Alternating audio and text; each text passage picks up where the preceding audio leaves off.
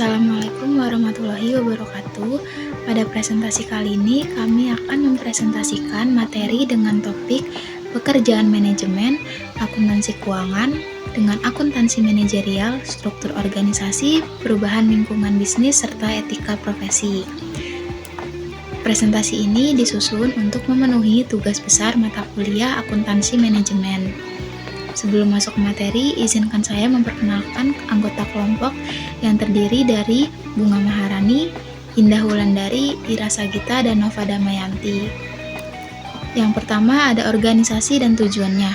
Suatu organisasi harus mempunyai tujuan bersama, misalnya memproduksi dan menjual produk-produk bermutu dengan laba yang memadai, mengorganisasikan sumber dayanya untuk meraih tujuan bersama, memiliki informasi yang mengindikasikan seberapa baik anggota organisasi bekerja sama dalam mencapai tujuan bersama, dan beroperasi secara berkesinambungan. Organisasi adalah sekelompok orang dengan karakteristik sebagai berikut. Yang pertama, mereka mempunyai tujuan bersama. Yang kedua, adanya pembagian kerja yang jelas. Yang ketiga, segmen-segmen organisasi diintegrasikan dengan sistem pengambilan keputusan berdasarkan informasi. Dan yang keempat adalah organisasi merupakan kelompok orang yang memiliki kesinambungan sepanjang waktu. Akuntansi manajemen. Dalam akuntansi manajemen merupakan proses pengidentifikasian, proses pengukuran, proses penghimpunan, penganalisaan, penyusunan, penafsiran, dan pengkomunikasian informasi keuangan yang digunakan oleh seorang manajer untuk merencanakan, mengevaluasi, dan mengendalikan kegiatan usaha di dalam sebuah organisasi serta untuk memastikan penggunaan dan akuntabilitas sumber daya dengan tepat. Kira-kira apa saja sih kebutuhan manajer untuk akan informasi sebagai mengurangi ketidakpastian. Lalu informasi juga dapat saja salah ataupun benar. Dan informasi juga dapat berupa koreksi informasi yang keliru di masa lalu. Peran manajemen di dalam organisasi terbagi menjadi 4. Apa saja? Pertama, ada perencanaan, lalu ada pengorganisasian ataupun pengarahan, yang ketiga ada pengendalian, dan yang terakhir ada pengambilan keputusan. Dalam perencanaan merupakan penyusunan gambaran finansial atau operasional rincian kegiatan-kegiatan yang telah direncanakan.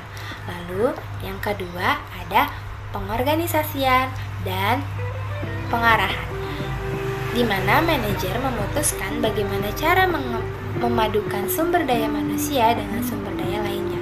Lalu yang ketiga ada pengendalian. Pengendalian merupakan proses pemastian bahwa rencana manajemen diterapkan secara berhasil. Dan yang terakhir yaitu pengambilan keputusan, di mana manajer berusaha mengambil ataupun membuat pilihan rasional di antara alternatif-alternatif yang tersedia. Pada akuntansi terbagi menjadi 2, yaitu akuntansi keuangan dan akuntansi manajemen.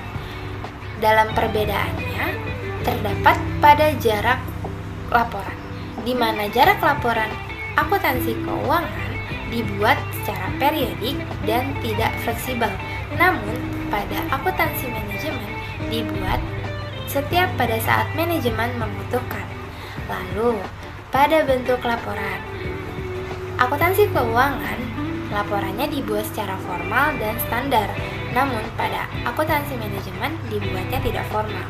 Dan pada sifat presisi, akuntansi keuangan mementingkan perhitungan, namun pada akuntansi manajemen mementingkan relevansi informasi. Selanjutnya ada orientasi pelanggan, jaringan nilai, dan aktivitas nilai bertambah. Yang pertama ada orientasi pelanggan. Perubahan yang terpenting dalam lingkungan bisnis adalah peningkatan ekspektasi konsumen terhadap mutu dan fungsionalitas produk. Selanjutnya ada jaringan nilai. Pemusatan pada nilai pelanggan bermakna bahwa sistem akuntansi manajemen haruslah menghasilkan informasi perihal realisasi dan pengorbanan pelanggan. Selanjutnya yang ketiga ada aktivitas nilai bertambah, merupakan aktivitas yang meningkatkan jasa produk bagi pelanggan.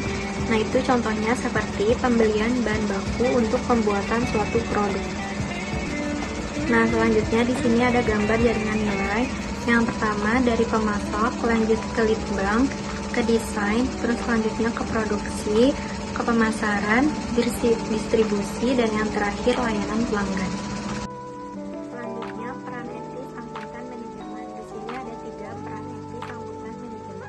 Yang pertama, etika merupakan prinsip moral yang mengarahkan tindakan agar tidak merugikan orang lain. Selanjutnya ada sikap etis, merupakan aspek penting angkutan manajemen dikarenakan penting untuk menjaga kepercayaan dan reputasi angkutan. Selanjutnya di sini angkutan manajemen mempengaruhi pengambilan keputusan manajemen dengan memberikan informasi yang relevan dan dapat dipercaya. Selanjutnya ada fungsi akuntan manajemen dalam struktur organisasi. Akuntan manajemen adalah penasehat dan konsultan internal yang membantu manajemen lewat analis anggaran, biaya, dan keuangan. Tugas utamanya yang pertama, ada bantuan dalam merancang sistem informasi organisasi. Yang kedua, memastikan bahwa sistem berjalan secara memadai. Yang ketiga, pelaporan informasi secara berkala kepada manajemen yang berkepentingan. Dan yang keempat, melaksanakan analisis khusus. Selanjutnya di sini ada mutu sebagai faktor strategi.